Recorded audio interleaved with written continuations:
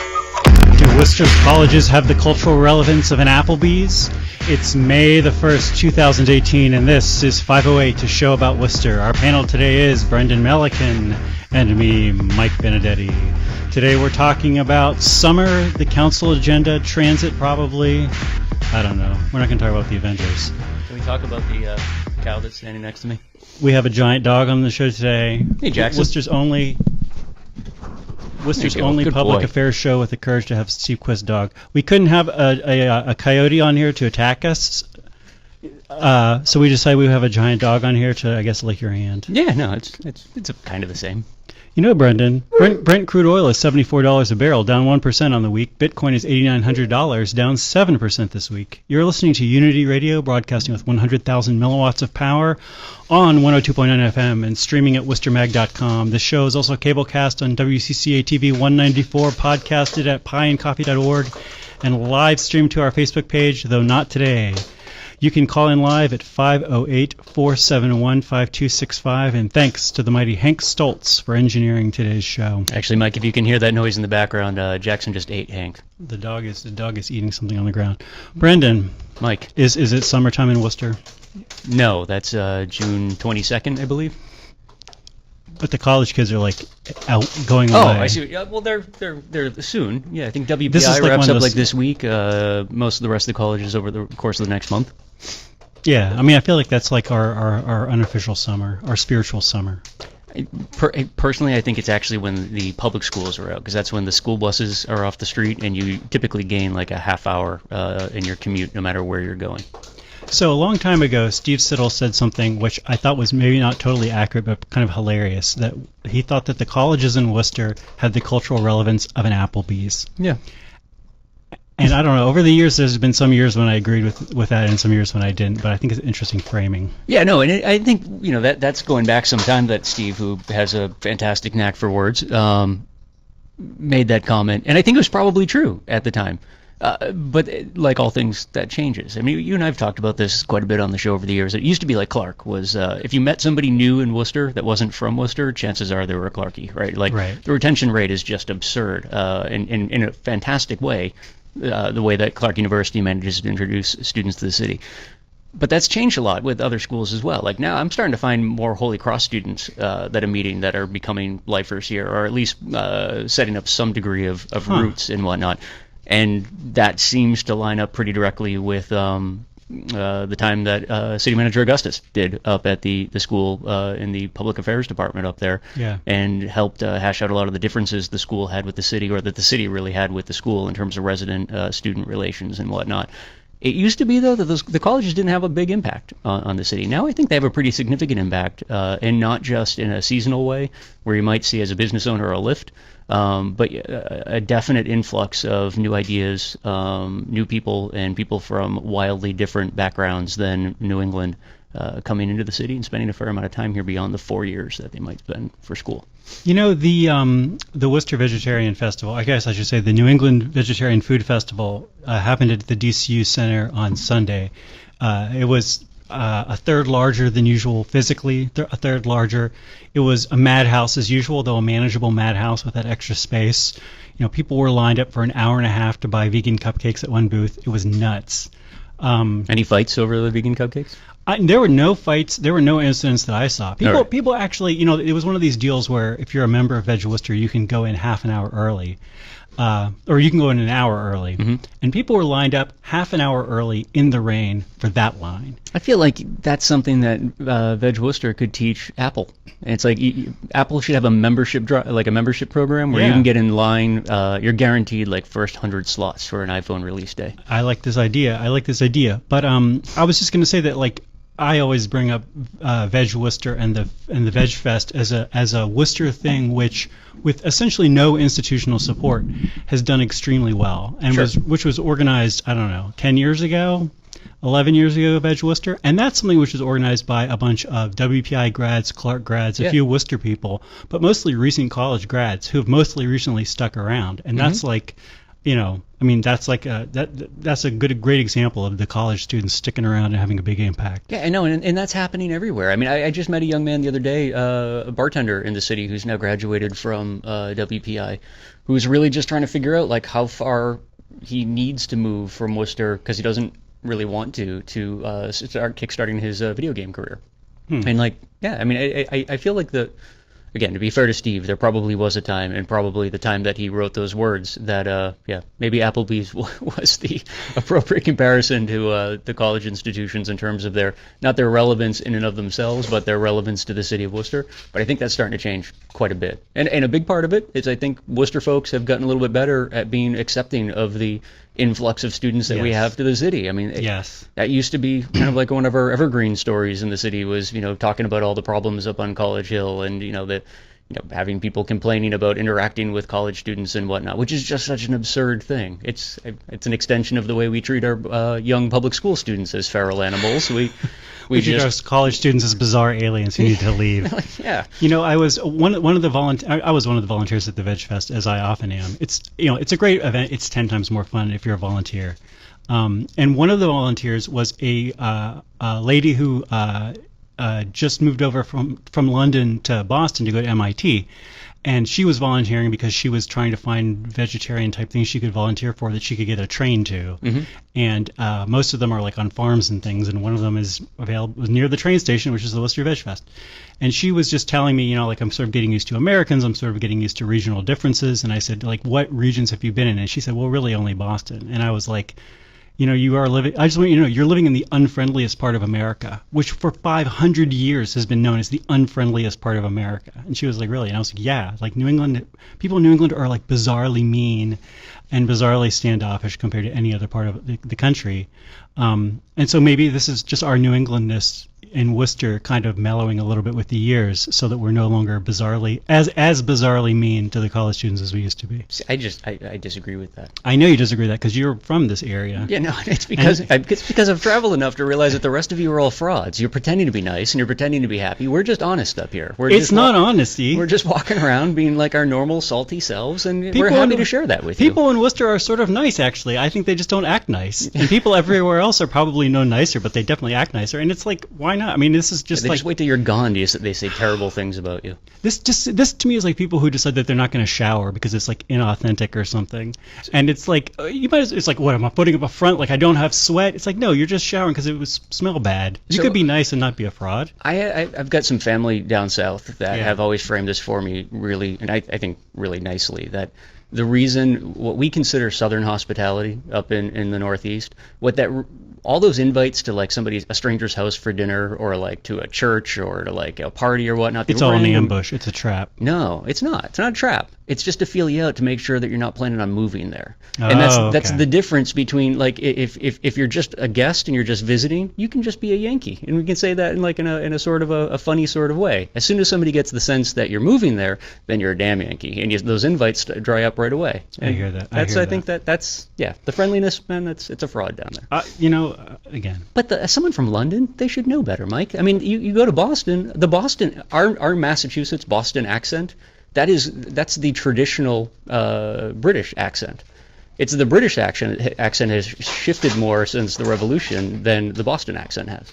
I tell you, the London accent is a great accent. I don't realize from watching the BBC, but hearing it in person, my favorite English accent. You got a 137-pound dog just dog. If you hear banging stuff in the background, this is Q's dog running around this room, this basement in Worcester. Well, let the people watch it. Mike, you keep talking. I'm going to come over here, Jack. So there's actually been a number of really good reports on transit recently that I want to talk about. Speaking of how far does somebody have to move from Worcester to get their video game career off the ground, it's similar to the question of how far do I need to move from Boston to like have an affordable place where I can raise my children and not feel like I'm living in a big city. So there's been a couple of really interesting transit reports. Also, there's a city council agenda. Brendan, what would you like me to talk about first? I would like you to acknowledge the gallon of dog saliva that just poured all over my shirt. All right, well, it's been duly noted. I want to have a quote from Dan Dick to start us off. We have 3 crops in New England: trees, rocks, and water. Tonight at the city council meeting, the council will elect the city clerk to a 2-year term. I don't know anything about this. Is this how it works with the city clerk? Maybe we just didn't notice when Rushford was here. This is on the this is on the agenda that we're going to elect the city clerk to a 2-year There's people in the term. room. Have we done this in the past? I've never heard of that. It's on the, I mean, maybe I'm misinterpreting the agenda item. It's very confusing. This is why, again, I should write this agenda earlier than I do and like call somebody and ask them this question. There's going to be an executive session tonight for the council to discuss a property deal, having been advised by the city manager that a public discussion will have a detrimental effect on the city's negotiation position. Do we have any idea what this is? No. For the you think it's Pawsox related? It kind of. I mean, we have to. What other big land deals are going on in the city? It doesn't have to. It could be anything. There's State Rep Kate Campanale, Tatnick Brook Watershed Association President John Reed, and our friend of the show, John Stewart, have a citizen petition to rename the Coes Reservoir Dam and Bridge the Dan Dick Bridge and Dam, after the late great Worcester environmentalist. It's been pointed out to me by old friends of the late Dan Dick that he probably would have preferred it to be called the Dan Dick Bridge and Dam. Well, I'm glad you made that joke for me. Can you say that? I just want you to read it 3 times as fast as you can. Dan Dick Bridge and Dam. Dam Dick Bridge and Dam. Yeah. See, this is. We have some relatively very intelligent politicians behind this, and nobody in the room just sat down and looked at all of those D's and said, "Wait a second, no, this is not a pronounceable name. We need to come up with something better." It should be the Daniel E. Dick Bridge and Dam. I think that needs to be pushed off for a week or two till we can tweak it a little bit. The mayor is celebrating May Day by calling for a stronger ordinance against not paying workers, for all their work, aka wage theft.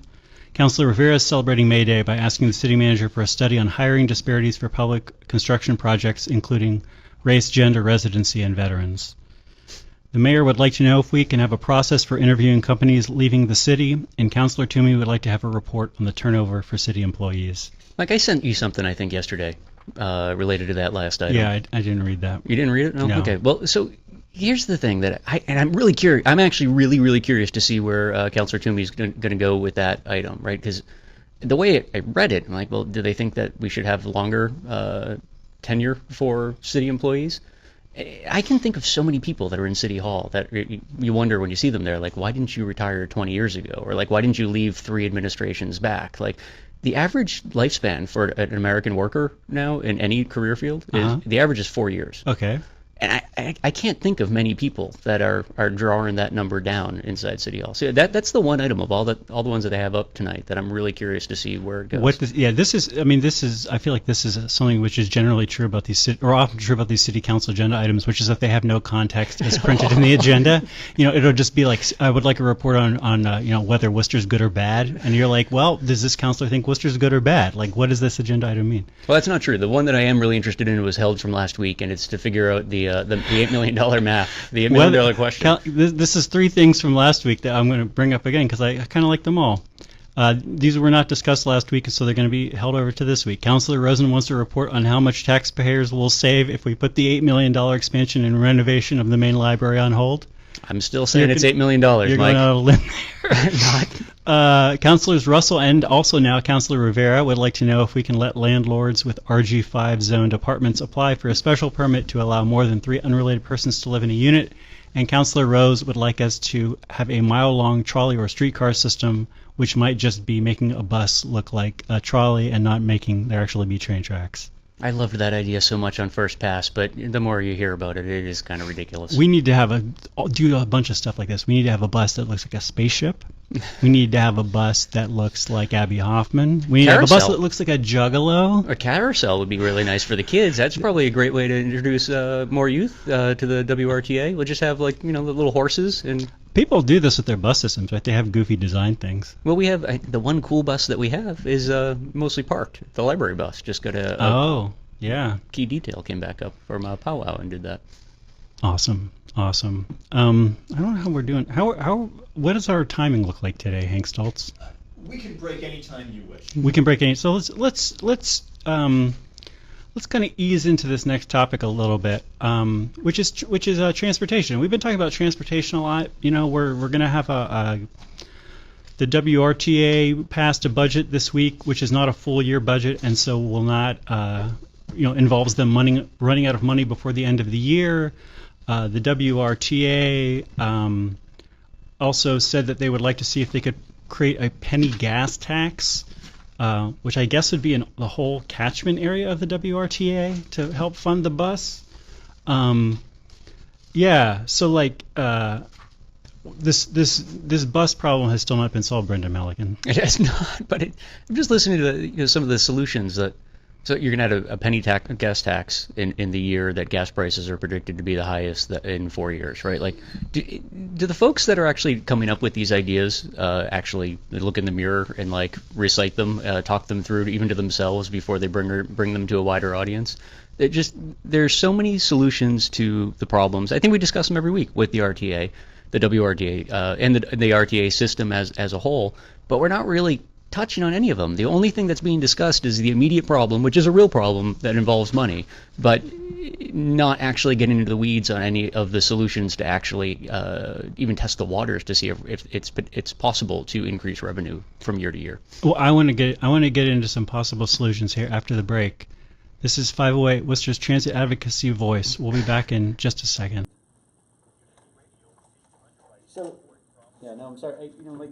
There's a giant slab of animal products here that the dog wants to play with. Yep, I think you took it back. That's really the only reason I didn't. I reached in there and I felt like it was a murder scene. So I just, yeah.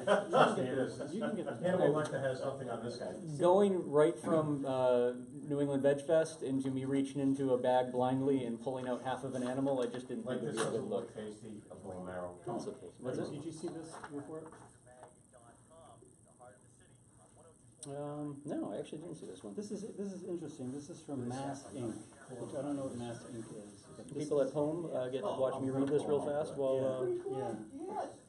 I mean, one of the key interesting things here is that Worcester, most of these areas, there's really nobody wants to live. This is about transit-oriented development. Transit-oriented development basically meaning doing stuff within half a mile of a train station. And like Worcester is one of the only cities on their list that's actually economically in striking distance of this making sense. Everywhere else, the rents near the train station are so low that nobody would ever want to build an apartment. Yeah. But Worcester's actually rents are high enough that people might do that. But I think that the idea in here is what's interesting, though, and again, it's something we've talked about for years. And this, I think, it's important to kind of separate a little bit from the. Take care, brother. Jackson, good seeing you.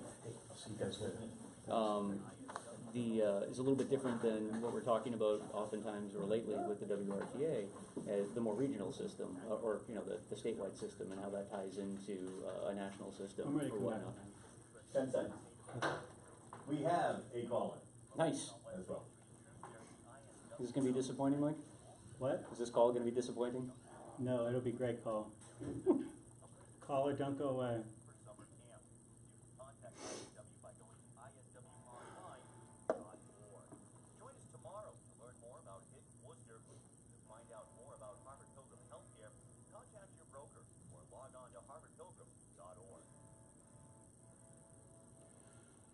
Thrill of a lifetime. Get your tickets and come in. Killers of the Amazon can devour a cow in a matter of seconds, can leave nothing but the bare bones. First time shown in your city and you may never have the chance to see it again. Alive, alive, alive, the deadly piranhas. The most terrifying flesh eaters from the deep.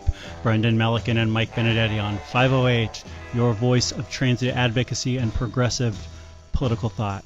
Mike, I think I'm going to need to go home and take a shower. I am completely sopping wet with Great Dane saliva. The dog is out of the studio. Do we have a call?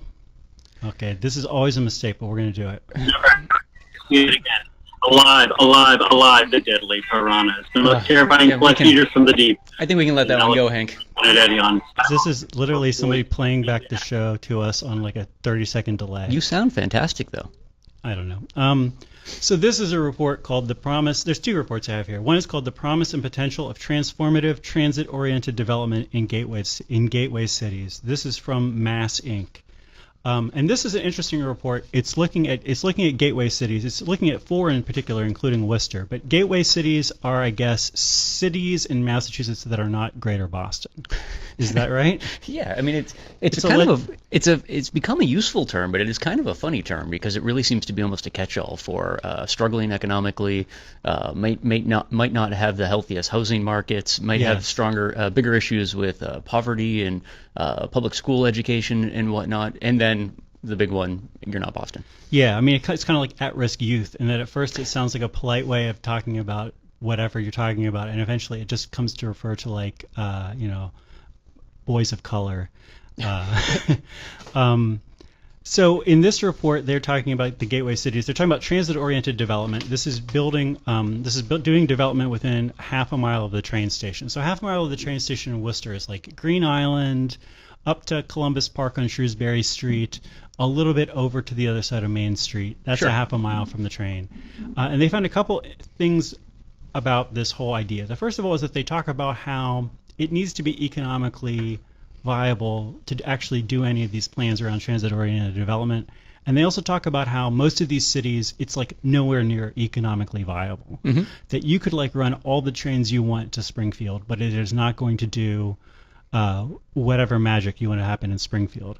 Worcester, interestingly enough, is the one city where rents near the train station are high enough that they say, oh, you could maybe even have transit-oriented development near Worcester without forcing people to do it. People might actually build something near the train station.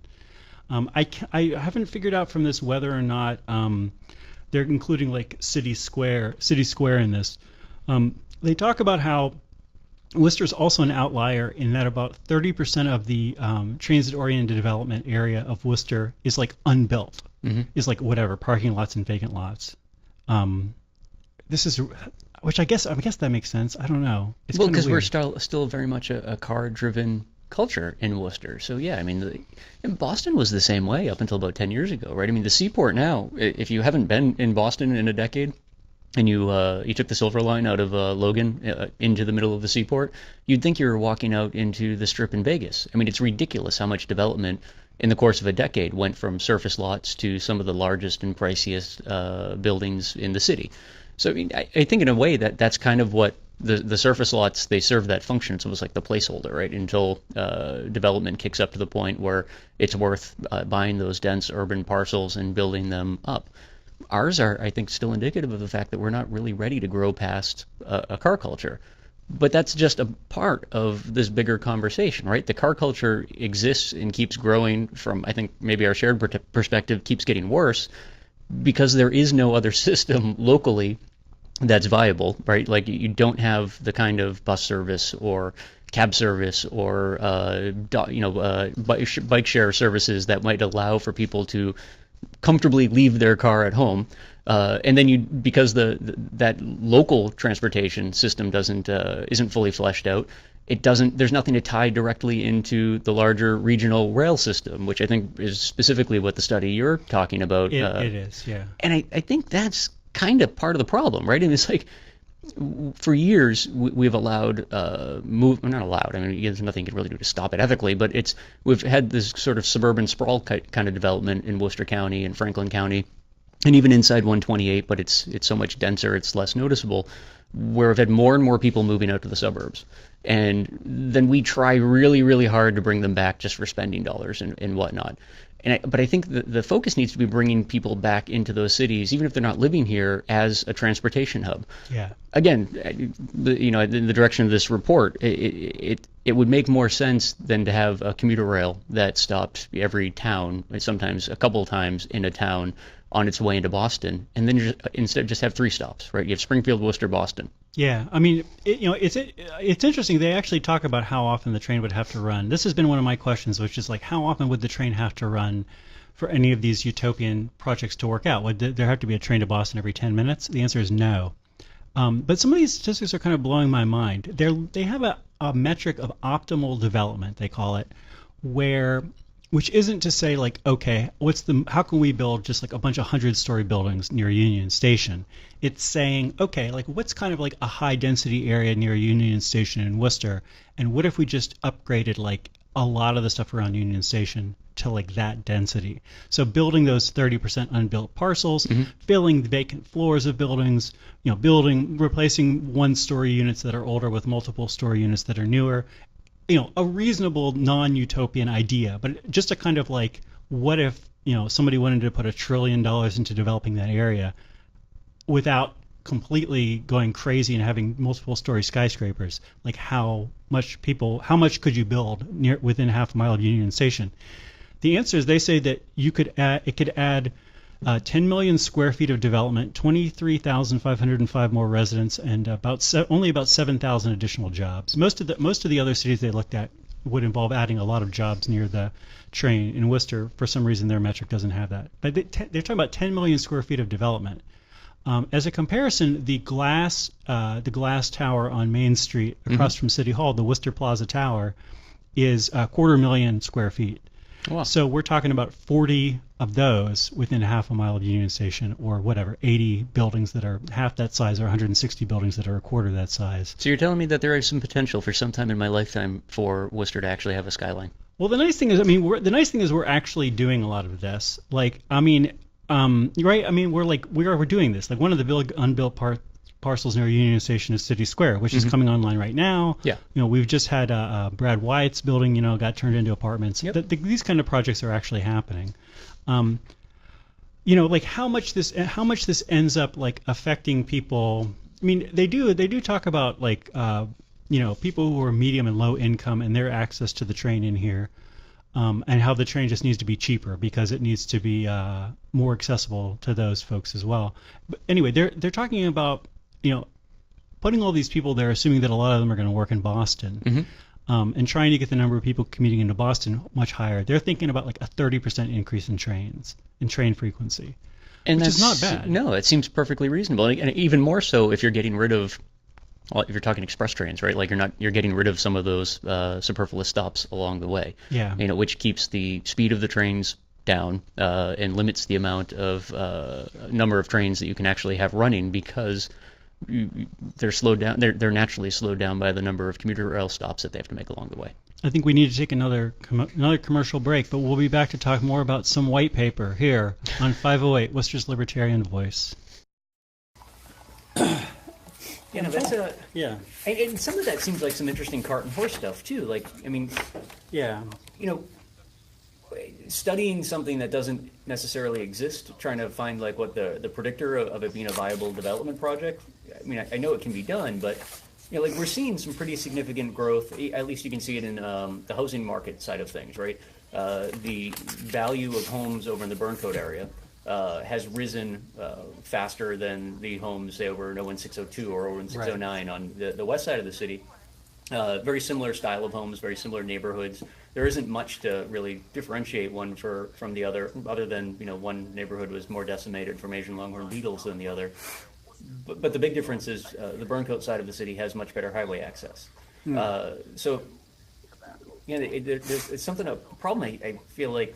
It's either I don't understand what's trying to be accomplished, or what I think is more correct is that some of the views that are taken in a lot of these reports are so linear. Like today we're talking about the relationship of train and square footage of housing and density of housing. Well, you can't really account for the potential of potential train riders until you've accounted for all of the folks who are currently driving into a given area, and doing so because the service that they might like to be taking, the train service, isn't satisfactory. So it's easier to move a half hour closer to the Mass Pike and buy a house than it is to even think about going downtown, because you never know when the train's going to come anyways. Yeah. I mean, we need to talk also about how people don't like mass transit. Are we ready to come back in? 35 seconds. 35 seconds, people at home. People don't like mass transit, huh? People. I mean, the reason that we used to have all these subways stretching across America is because people used to be relatively poorer. Yeah. When people have money, they buy a car and they drive because it's better. Yeah. Yeah. I mean, I don't buy a car and I don't drive, but I'm like a weirdo. Like, you can't assume that everybody's preference. Everybody's going to have. It's nice that I have the freedom to do that, but you can't expect everybody to have that weird preference. Which is also another part of an interesting conversation that we can have on air. We need to talk about self-driving cars.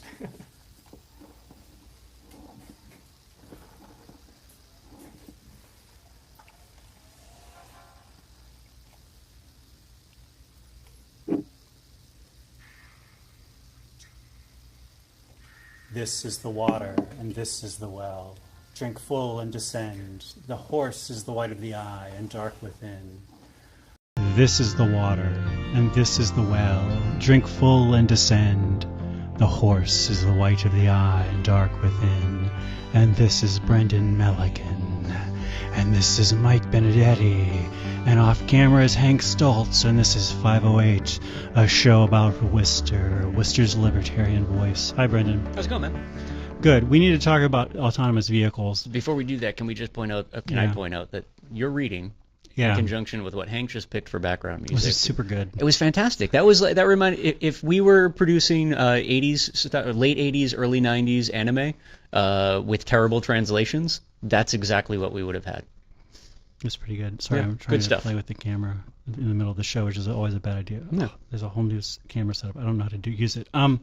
So I feel like one of the elephants in the room. So one of the elephants in one of the elephants in the room that we're pointing out, that we always point out, is this feeling of like, well, the people who are running these systems don't know what they're doing. They're obviously just doing it to try to cause problems for us. Obviously, they could run 10 times more trains and buses. They just don't want to because they're a bunch of jerks. It is clearly not that simple. It's clearly not that simple, and I honestly go into all these debates assuming that that because these are like professional engineering disciplines, that we're somewhere near an optimal bus system and an optimal train system, given the constraints that we have today.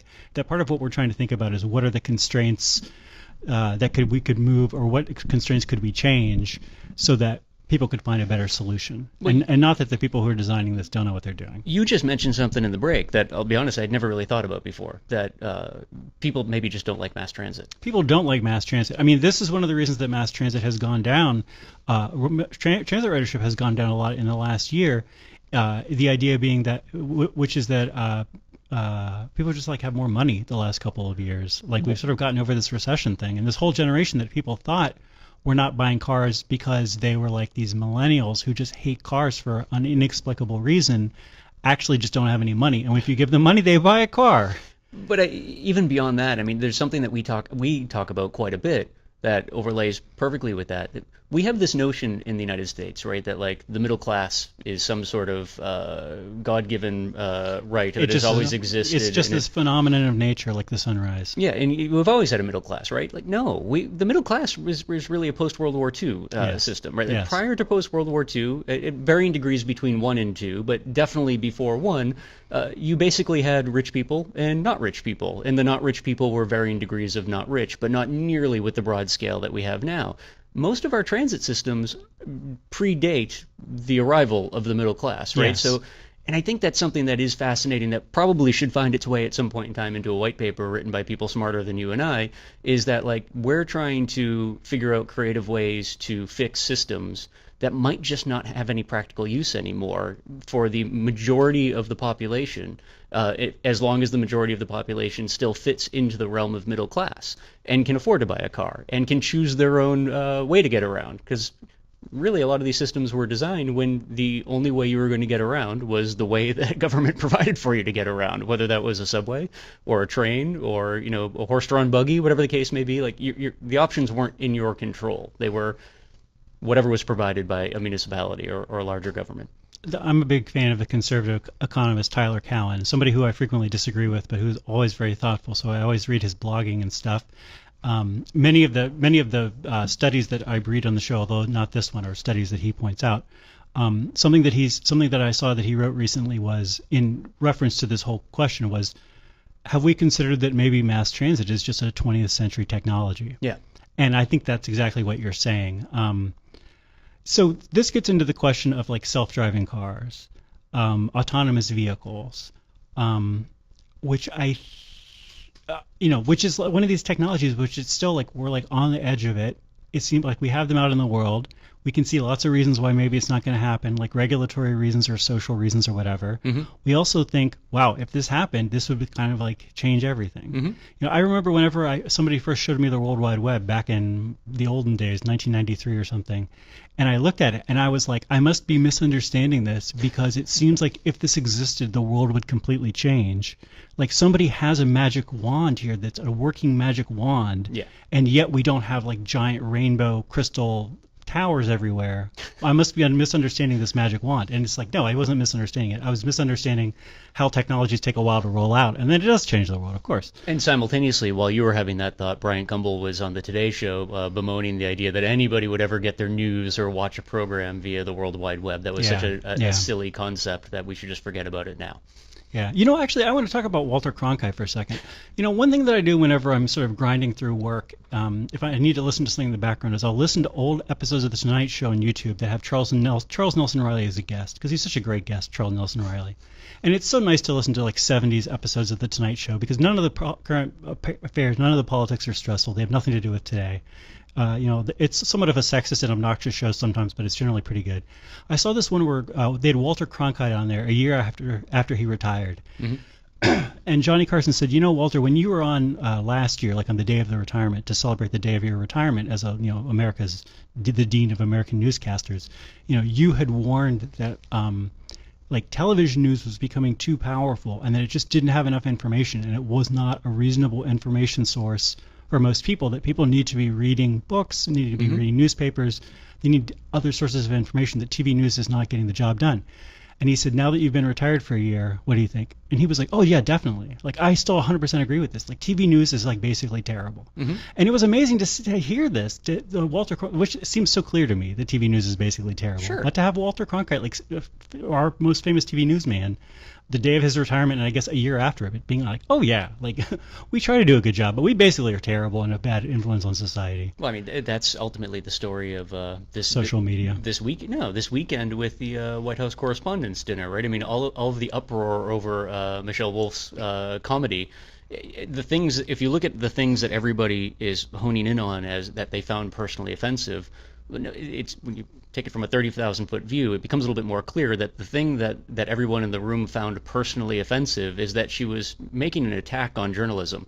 That everybody in that room likes to constantly complain about the things that one party or another party is doing, right? But simultaneously ignoring the fact that you're the only ones giving them all the attention and making all of the money off of them. That you're making all groups, including yourselves, very, very wealthy at the same time. I mean, I haven't actually not. I mean, I've tried to avoid stories about this because I hate reading stories about the White House Correspondents' Dinner. It's awful, but the stand-up routine was actually great. As someone who loves crass humor and thinks that all humor should offend on some level, that's a steadfast rule. All humor has to offend or it's not funny. Is this basically the same phenomenon as when Stephen Colbert did it, and he insulted President Bush a lot, but also like insulted the professional journalism a lot, and there was like no laughs in the room, and it was like a super viral video because it was super hilarious, but nobody in the room was laughing because they were like, you can't make fun of us, come on. One of the dirty secrets of that room, though, is that it's always in a cavernous ballroom. Yes. And they intentionally don't mic the audience. If you're watching a comedy show on Netflix, or you're watching like an old George Carlin stand-up, the audience is mic'd.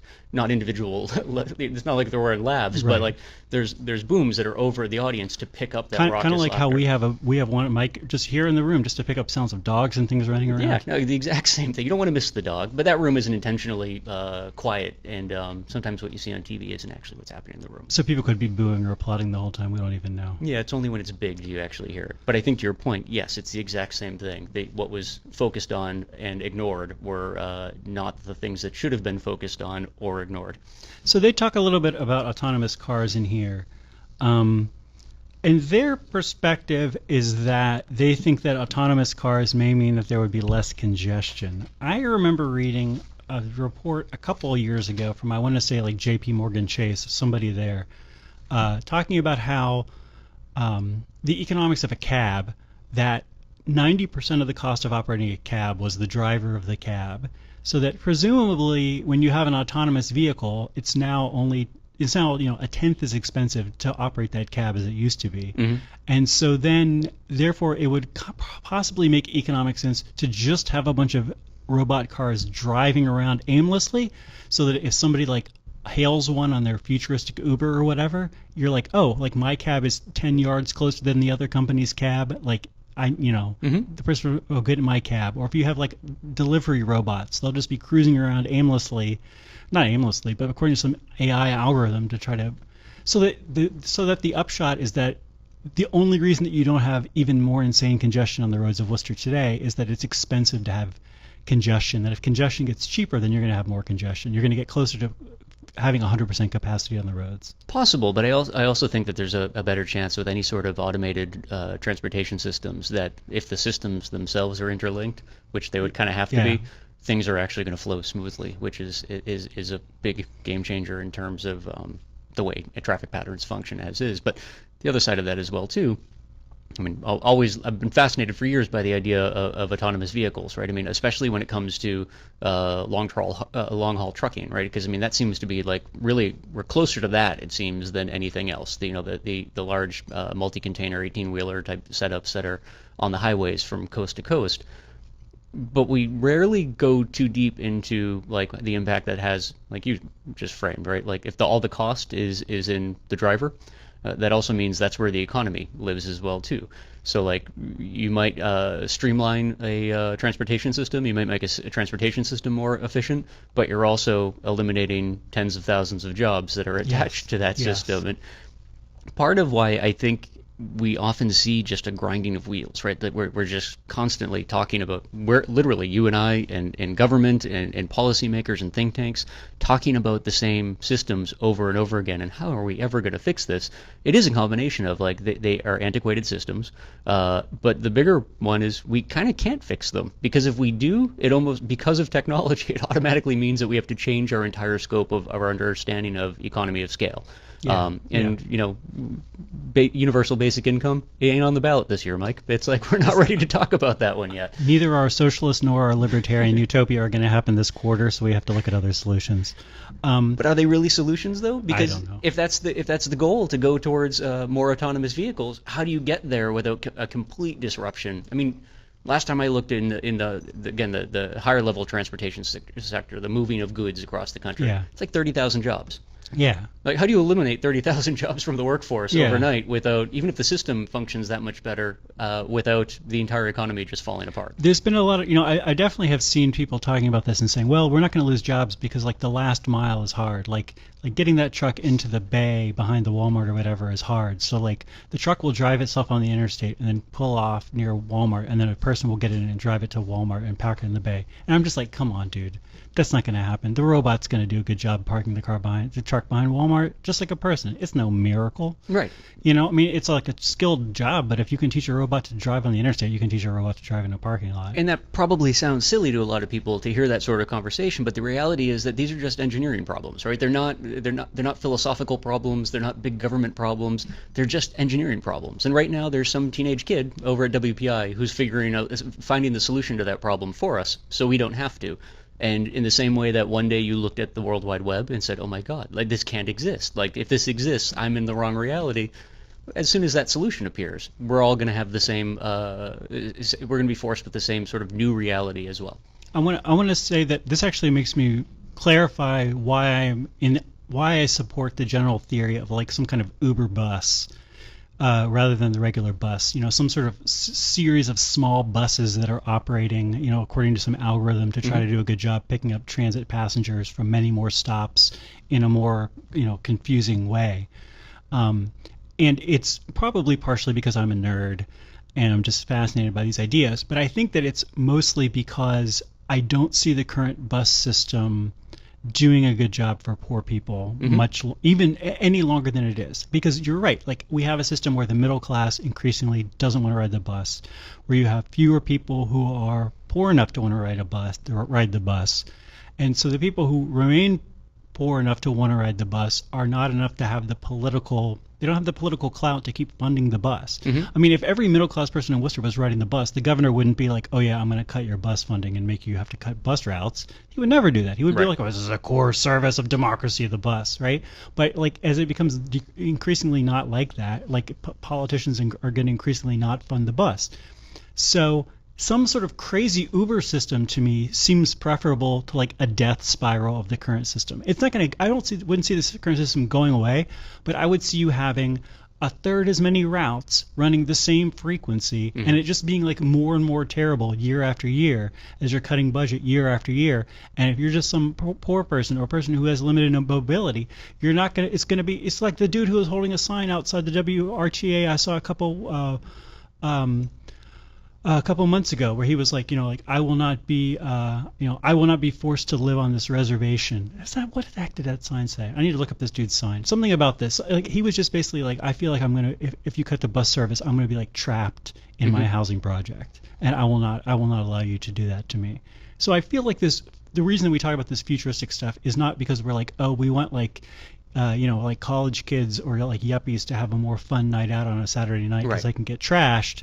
It's because I'm like, I want there to be a bus that is affordable to people who don't have any money. And I feel like that's the more reasonable. Honestly, even though it's a crazy and futuristic and made up solution, I think it's more reasonable than expecting that we're going to fix the WRTA the way it is. And Uber has shown pretty significant usage with their ride sharing programs as well too. Like when you're in peak hours and you're in a bigger city, I mean the opportunity to actually split a fare with a stranger. We've done that multiple times out in Boston. It works great, and it's really no different than what we used to. The city used to complain about all the time with delivery systems that we had. Like we've got no idea what's going on. We have no idea who's getting in these cars, where they're taking people. Right, we can't do that. How dare you drive someone across the city for money if you're not following whatever weird... I mean, that's actually probably a genius idea for Uber at some point in time, especially in big cities, to start having shuttle vans, and maybe not like something the full size of a city bus, but a 10-seat like a Sprinter it's something. van. It's a thing. It's a thing that them and Lyft both have been piloting here and there, and it just hasn't taken off like wildfire, which makes me feel like, is this political reasons? Yeah. Do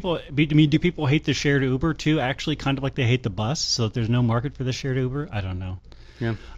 We probably should go to another commercial break. This has been 508 Worcester's Libertarian Voice. We'll be back in a few minutes with more. Yeah, I've never seen any of their demos of the bus idea, but that it seems like it would be pretty, especially in commuting hours and whatnot. That we're not necessarily going to tell you when you're going to get to your destination, but we're going to get you there in a totally reasonable amount of time, and still less time than the city bus is going to take. I mean, that's what the majority, and maybe it's not the majority at this point, but it's gotten a lot of use for the last couple decades. But services like Knights and Worcester Airport Limousine, they pretty much function on the same model. You can rent a town car, you can rent a limo for your family, whatnot, or you can spend half as much and take a ride with 8 strangers to Logan in a shuttle bus. And I think the reality for most people is it's 4 o'clock in the morning. Let's just all accept we're going to be miserable together. We get in this bus, it's going to smell funny, but then we're going to be on vacation. Have you ridden Uber to Logan? What's up? Have you ridden Uber to Logan? Iris has a couple times. I never have. It's like the same parking. Yeah, it's not different. It's so at crazy. all. It's so crazy. Yeah. And it seems like an absurd when someone tells you it's $75, whatever. It seems like it's a lot. But when you look at the comparisons, it's really not. There's nobody's going to drive you to Logan cheaper. Yeah. I mean, maybe they are, but take it if we do. Are we ready to come back, or we got a little more? Yeah, we'll do 30 seconds. We'll do 30 seconds. Okay. We're going to talk about the 4 problems of urban transportation, because Brendan dismissed this last week, and so everybody's been in suspense for a week about what these 4 problems could be, and the 4 separate dismissive solutions. of anything you have to offer, Mike.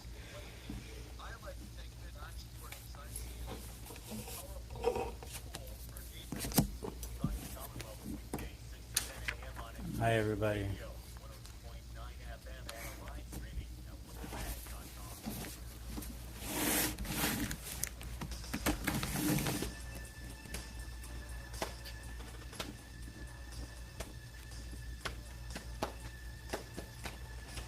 Brendan, one time Bruce Russell said to me, I just wrote a song about this thing I saw in Matlock. And I said to Bruce, there aren't a lot of death metal songs about Matlock. And Bruce said, that's because there aren't a lot of death metal songs about life. This is 508, Worcester's Transit Advocacy Voice. Today we have Brendan Melican on the show, and me, Mike Benedetti, and a bunch of papers I printed out of my house. Most of the articles that I'm reading are from the TNG, Telegram, and Gazette. This report, again, was from Mass Inc. I want to read a part of a thing, which is an article from Jeff McMahon back in March on Forbes.com called The 4 Problems of Urban Transportation and the 4 Separate Solutions. And this is, I guess, from him, Jeff McMahon, going to a talk and writing up his notes. He says, there are 4 main problems in urban transportation that require 4 separate solutions, transit guru Jarrett Walker said in Chicago in March, urging people to be wary of tech companies that claim to solve more than one problem at a time. We have 4 separate problems of urban transportation, which have 4 separate kinds of solutions, he said, and it is very important to not mistake the solution for one problem for the solution for a different problem. Here's the 4 problems. Number 1 is communications. He says, that has been a fantastic transformation. Some of you may not be old enough to remember what life was like without real-time information, when you just went right out into the snow and wondered when the bus was coming. Problem 2, emissions and energy efficiency. He says, quote, for which we're currently working on electric vehicles, and that's fantastic. 3 is labor and safety. The cost of labor is the primary driver of operation costs for passenger transport, Walker said. Quote, it's why your bus doesn't come more often, and it is also why Uber can't make money, unquote. Autonomous vehicles will address that and the accident rate. Quote, there's a problem with the efficient use of labor and also a colossal problem of safety, for which we're talking about autonomous vehicles, and that's fantastic. Number 4 is space. Quote, and there's a fourth problem, which is the efficient use of space, for which the solution is on the one hand cycling and walking, and on the other public transportation provided by big vehicles. So I feel kind of like the cost of the train is something that he doesn't talk about here, but he does talk about space. This is a question for me about autonomous vehicles or about transit in general. Just like Worcester's a hard city to get around. Worcester has congested roads. It's a hard city to bike around, a hard city to walk around. Like, to what extent are any of these problems going to solve any of these problems? And I any of these solutions going to solve any of these problems? Other than the fact that we've got some landscape issues, hills, oh yeah, that present challenges for walking and cycling and whatnot. I really don't think Worcester is that hard of a city to get around. I mean, it's definitely New England or Northeast because it's old and windy roads and whatnot. Yeah. But I think the thing that has made Worcester difficult to traverse at times, when we have done major roadwork projects like Shrewsbury Street, Gold Star Boulevard, there are certain parts of Major Taylor Boulevard and whatnot. It's like we thought there was a good idea to cut a superhighway down the middle of the city, but just at ground level. What you end up with when you do that, from I think a walker's perspective, it seems like you're traveling longer distances than you actually are. Because it's just terrible to walk along it. I think the Major Taylor Boulevard thing near the train station, I feel like is actually a big piece of the walkability problem, which is that, like, if you're somebody who walks all the time, you cross that street and it's not fun, but you say whatever. But if you're somebody who doesn't walk a lot of the time, you feel like you are crossing a superhighway, and you're not. And there's lights and there's a crosswalk and there's the whole thing.